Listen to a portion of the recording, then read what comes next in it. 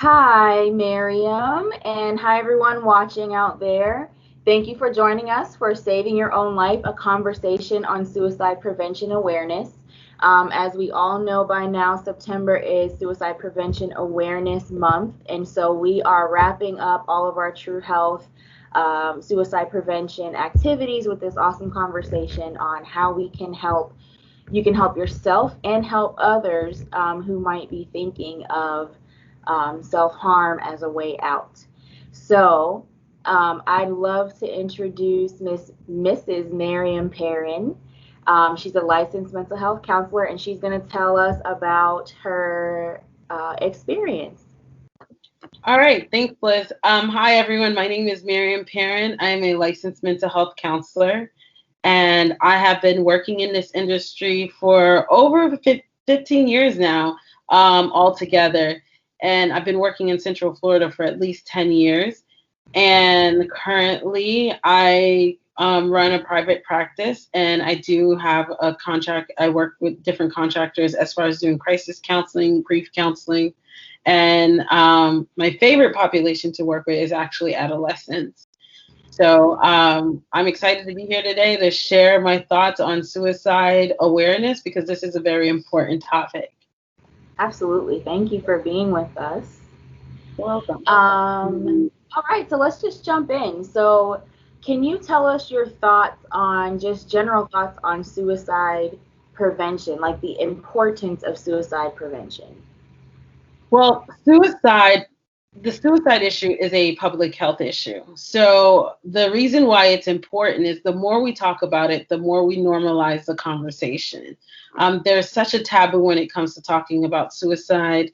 It's uncomfortable. Most parents don't like to feel like their child have to deal with that issue. But if we treated suicide or any other mental health issues like we treated cancer or diabetes or other physical illness, there would be a lot of resources available and easily accessible. So the reason why suicide prevention is important is it plays a big component in reducing the risk of suicide and making those resources readily available for healthcare providers and to create evidence-based treatments that are effective and progressive. Definitely. I think recently we've been seeing the stigma around mental health and even suicide changing, right? So it's becoming more accepted to get a therapist, to talk about mental health issues. I think social media plays a big role in that, which is a great thing because we want people to talk about it and ask for help when they need it. So I think that's super important. What about the prevalence of suicide across demographics? So you mentioned adolescents already. What about adults, or is there any racial differences that we need to consider? Well, so with adults, interestingly, so adolescents, we know, like, for example, their peers and their parents are very important to them.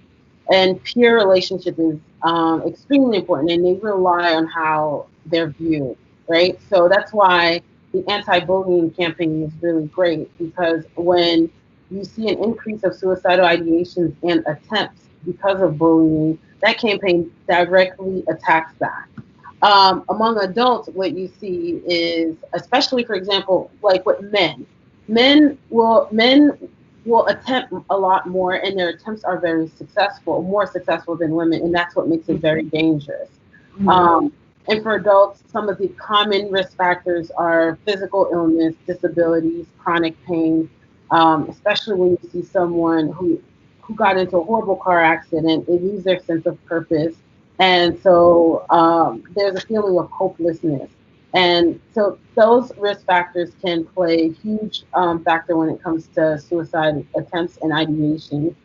And obviously, with social economic status, that plays a huge factor too, because when you have these mental health issues and you don't have the resources available, you don't have health insurance, you don't know where to go, it is a lot easier for you to engage in suicidal ideation and for a long period of time and eventually feeling so hopeless that you will try. So it is important to be aware of people that are struggling financially, to get the assistance that they need, and not being aware of the resources that are available. And unfortunately, some of the resources that are available, even when you don't have health insurance, are so overwhelmed with clients. It's really difficult sometimes to get help.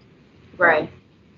And that's definitely something that True Health is aiming to assist with, because you're right, it's really hard to find um, agencies that have room to Right. take people. Right. And so I'll talk more about like what True Health can offer and some other free resources for people that they can get immediate assistance Yeah. at the end. But that's a very good point that, and then it almost feels even more helpless if you can't get in to see someone Right. quickly. So it's definitely a problem we're seeing. Okay, here's a good one, a good question for you. Both of us have experiences working with adolescents, and we both seen our share of attention-seeking, suicidal threats, Yes. where Yeah.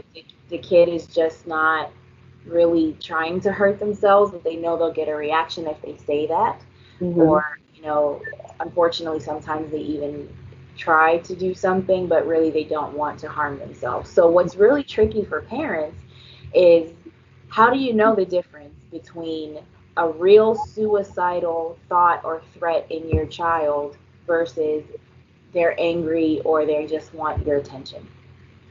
That is very scary because it is hard to tell. And I run into parents that will say, I know my child. I remember in particular where I had a mom where her daughter wrote a letter stating that she wanted to harm herself because her mom wouldn't let her be with her boyfriend. And the mom was like, I'm telling you, it's a joke. She's not trying to kill herself.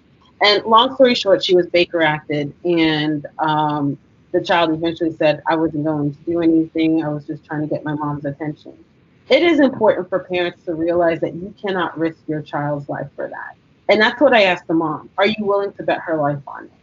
And if you're not willing to bet your child's life on it, then you do what you need to do to get them the help. Because two things happen. One, they realize that they cannot manipulate you.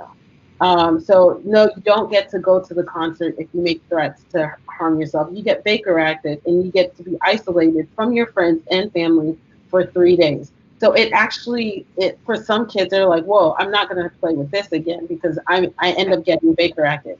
Not as a scare tactic, but they need to understand the gravity of what they're stating.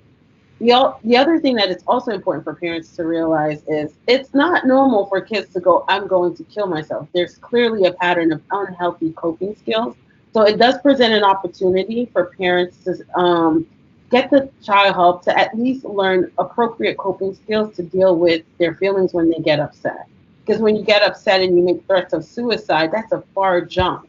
And they may have no intention of hurting themselves, but they need to understand that that is an unhealthy coping skill to get your parents' attention. So the worst thing a parent can do is give the child what they're asking for to avoid the threat. That is the worst thing you can do because now you're teaching them so that you can reinforce that behavior. And if it works the first time, they're going to do it again. Right. So. Right.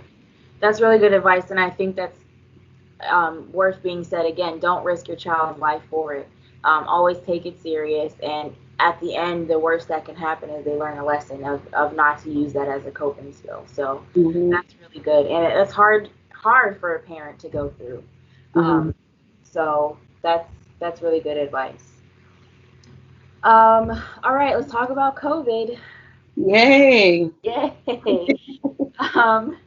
What are your perceptions on how COVID has affected mental health overall for people? Without a doubt, this year has proven to be very triggering for a lot of people. It is unfortunate, but I know a lot of people that are now furloughed due to COVID. There's financial pressure. And not just COVID, just the climate of the world. Social media is heavy right now. So if it's not COVID, it's what's going on in the news. And then you throw in election year. It's a very tense year. So what I'm seeing amongst my adolescents that I'm working with now is a lot of anxiety. They've lost the social connectiveness because a lot of them are going to school from home. So they're stuck in their room all day, and they've lost their sense of kind of like purpose almost. So they just go to school and kind of stay home. And the summer and school has kind of blend in. They're unable to go out. Parents are a little bit more stressed because of the financial pressures due to COVID. And then so the kids are sitting at home all day on social media, constantly being exposed to to some of the garbage that is on social media. And unfortunately, social media can be a great tool, but it can also be very damaging. And so it is important for parents to understand, like, hey, set a time limit on the computer, have your children do their homework outside of their bedroom so they can separate room with school hours. I mean, even for adults that are working from home, I know for me, I have to get up and walk around sometimes because sometimes you just feel like the walls are closing in. And so because of that, there's a lot of stressors related to that.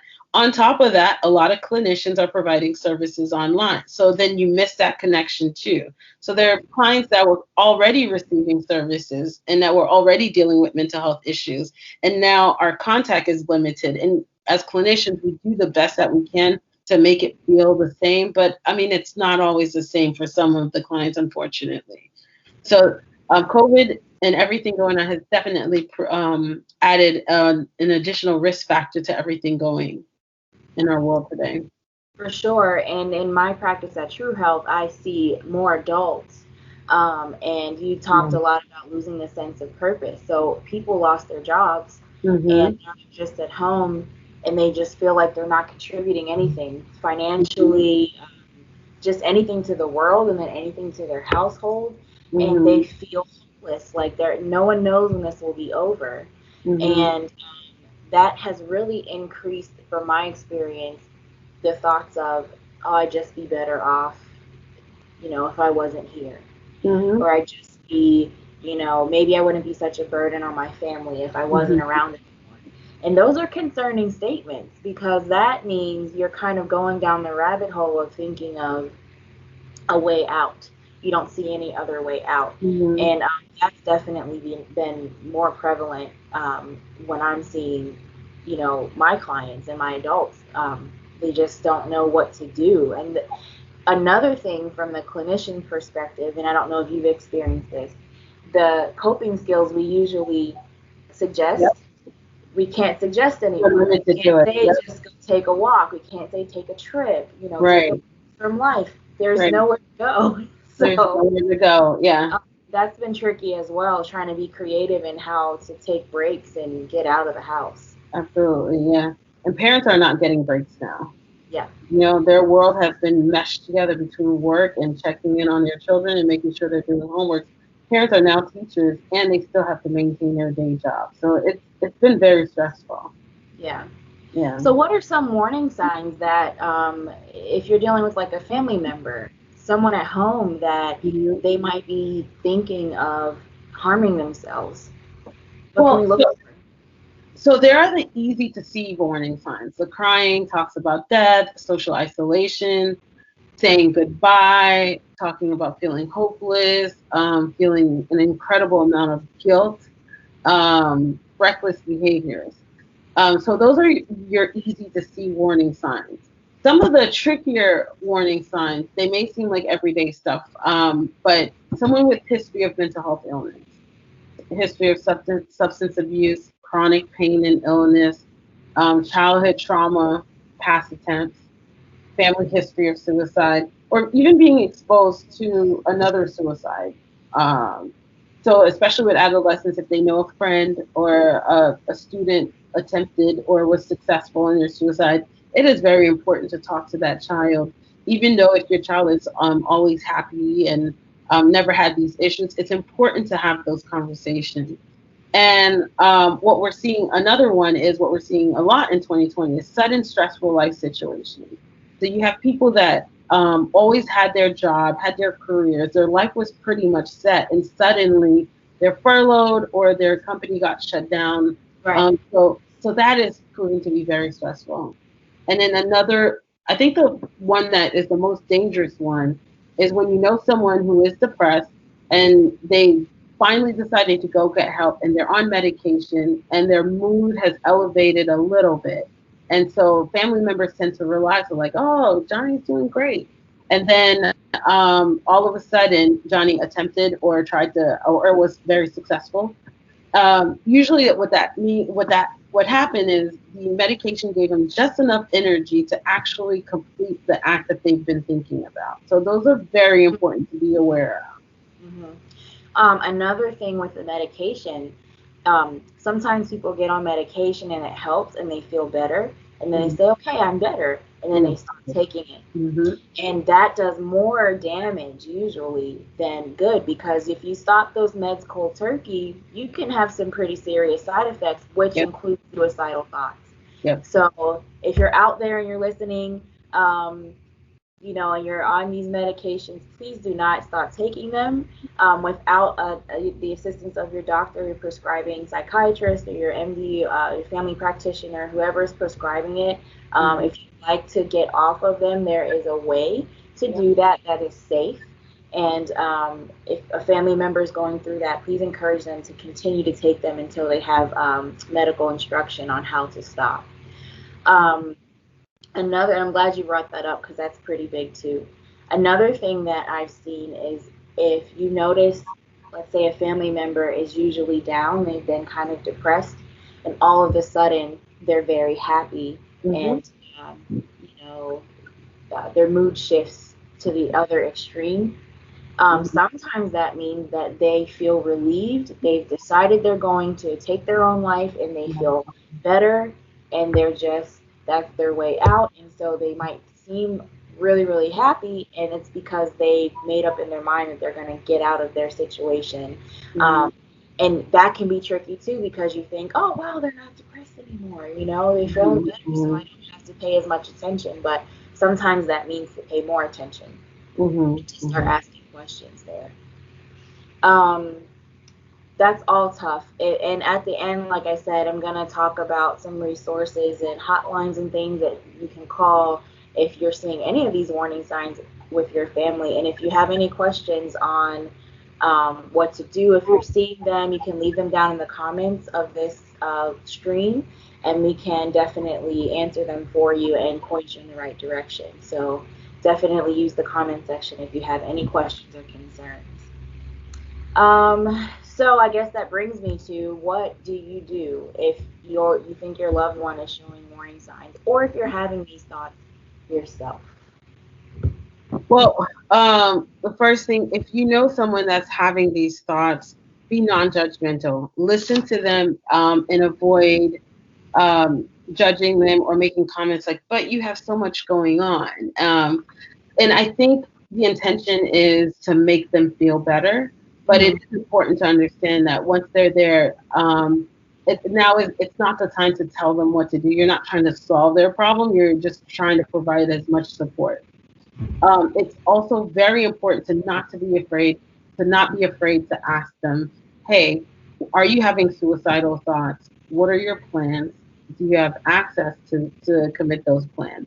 I think it's a very uncomfortable question to ask. And even for me as a clinician, I hate asking that. When they say, hey, I'm having suicidal thoughts, in my head I go, oh boy, what's your plan? And I almost clam up, and I'm just waiting for them to be defensive or not respond. But you'll be surprised. Almost always someone will tell you. If they're truly having those thoughts, they're so consumed with the thoughts, they're almost relieved to share it with someone.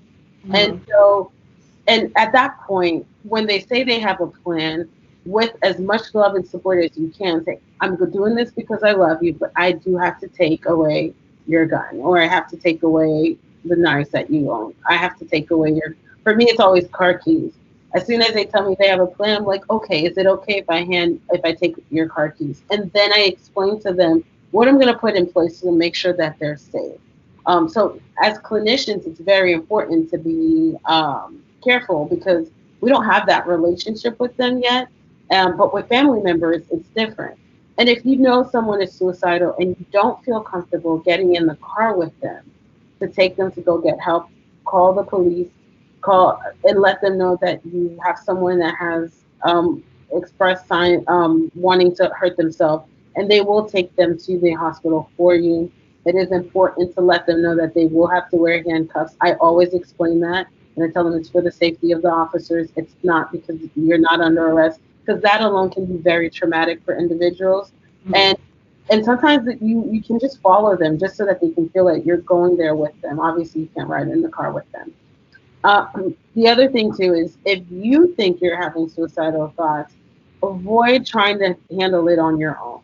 You know, when you get to that point where the thoughts are consuming you, ask for help. Find someone that you trust and let them know what you're going through. And as a family, you can create a safety plan. But remember, a safety plan only works if you work it. Otherwise, it's just words on a paper. So do not put something on the plan that you think your family members want to hear. Do something that really would work for you. Right. And I always tell parents, hey, if you're not part of the safety plan, if you're not their safe person, that's okay. Don't take it personal, because a lot of time adolescents feel like they have to say their mom is the person they're going to tell. No, if it's going to be your best friend, we're going to call best friend, and then we're going to tell best friend about the plan and get mom on board. And best friend will know to contact your parents. So the safety plan can be as creative as it needs to be, tailor-made for the individual, but it is important that it's something that the two of you do together. Right. Those are all really good things, and I think the major thing is if you think that someone is going to do it, or if you think you're going to do it, call 911. Yep. That can be a scary situation, but if you're calling and explaining what the problem is, they should be trained to come in and treat it as such, not as though you're under arrest or anything like that. And just know at the end of the day, it's to save your life. And that's the whole point of these conversations now.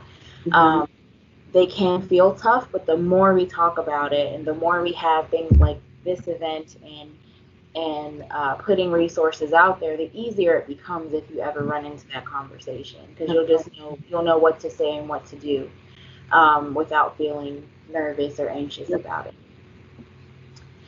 Okay, Miss Miriam, that's a lot of really, really great information, and I would love if you could tell our viewers where they can access you and your services, and then I'll talk a little bit about True Health.